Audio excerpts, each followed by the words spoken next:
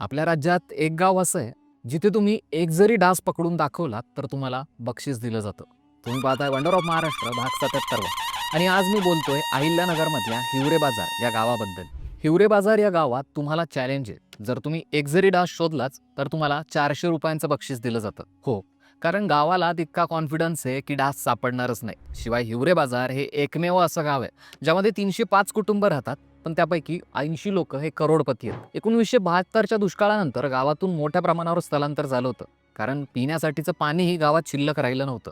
पण 1990मध्ये संयुक्त वन व्यवस्थापन समिती स्थापन करण्यात आली. या अंतर्गत गावात विहिरी खोदण्याचं आणि झाड लावण्याचं काम सुरू झालं. महाराष्ट्र रोजगार हमी योजनेअंतर्गत या कामासाठी निधीही मिळाला. यामुळे 1990 नंतर गावाने स्वयंपूर्णतेकडे वाटचाल केली. आज लोकांच्या मेहनतीमुळे गावात 300 पेक्षा जास्त विहिरी आहेत.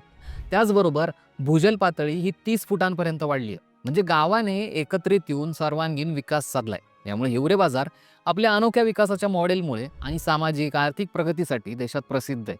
आणि याचमुळे गावात स्वच्छता असल्याने डास शोधूनच दाखवा असं चॅलेंज गावाने दिलंय. तुम्ही हिवरे बाजारला भेट दिली आहे का? तुमचा अनुभव कसा होता? आम्हाला कमेंटमध्ये नक्की सांगा.